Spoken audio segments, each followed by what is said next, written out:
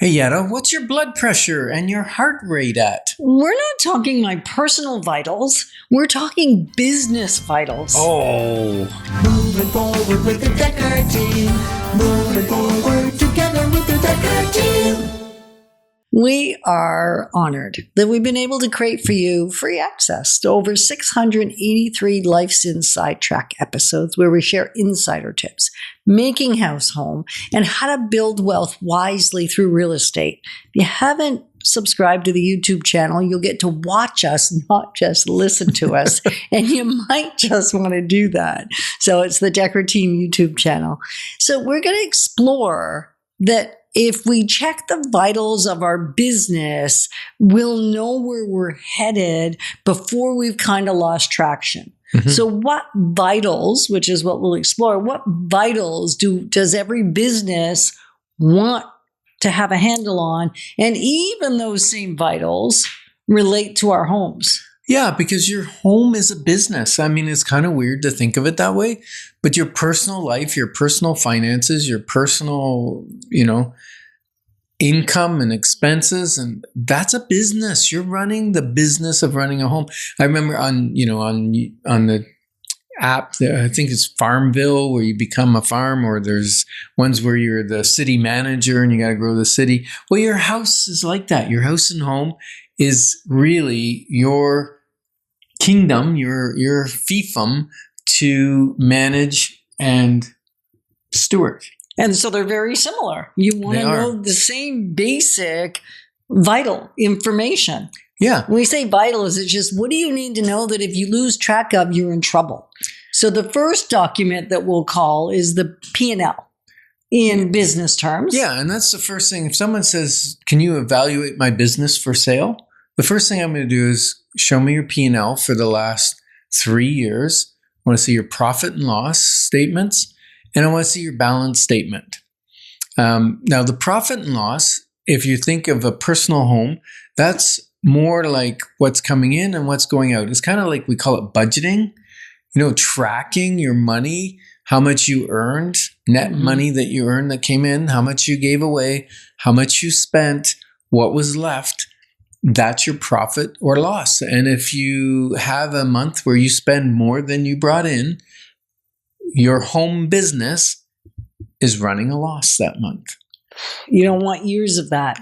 And unfortunately, we see it probably way too often when we're connecting with somebody about potentially selling their home, or they're talking about refinancing and, should they pull some money out for improvements, or how should they pull some money out for investments? And they've had it long enough that you would anticipate they have probably the house paid off. And if not paid off, that they have next to no mortgage left, so that there's tons of room to maybe even 100% finance the investment property. Mm-hmm. And yet when we look at it, the health of their house business, their home business, so to speak, is not all that healthy because they've been pulling money out through lines of credits, and like the home equity lines of credits. And therefore they're more in mortgage than their original mortgage was when they bought the house. And that's why the next tool, the next thing we measure a vital sign with is the balance sheet. Right. Now, balance sheet is taken at a moment in time, and it tells you what the value of your business is, like as far as how much cash do you have in the bank, what your buildings are worth, what your equipment's worth. All of that goes into a balance sheet, and what you owe out in money and loans and accounts payable and that sort of thing. Well, same thing for your house, except we don't call it a balance sheet. We call it a net worth statement. Mm-hmm. And if your net worth statement, if you're tracking it, we like to do it monthly. We're not always perfect on it, but we like to do it monthly, just like we would with a business, like our Solid Rock real estate business has monthly profit and loss, monthly balance sheet, monthly accounts payable ledger, and all that kind of stuff that I review. And if you do that for your home, that's your net worth. And you can watch on 1 month, did my net worth go down? Did it stay the same? Or did it go up? And so net worth over time tells you if you're overspending, if you've been re-leveraging your house to have a nice lifestyle, but you're not earning the income, your house is earning the income. Then when you check your net worth statement, it's probably not going up or it's gone down. Right. And then another one is culture. Mm-hmm. You're thinking, culture? What's that got to do with vitals? Mm-hmm. What do you often say about what culture is? Well, culture eats vision for breakfast is one of the things I say. And culture is kind of like the skin on your body. It's the main organ of a business. And now the skin is easy to see on your body. Culture is hard to see in a business. And you can have culture in your home too. Is it a culture of sharing? Is it a culture of caring? Is it a culture of selfishness? Is it a culture of yelling or arguing? Snappiness? Yeah. Or grouchiness? That stuff happens around here every once in a It while. does. But I like to think it's the exception, not the rule. Mm-hmm. And so culture is a very, very important thing for business. In business, you can see it sometimes in how team members speak to other team members. We often think of cultures, how does the outside world interact with our business and how do we treat our clients? But I think culture, another vital sign or piece of that vital sign is how do internal team members connect?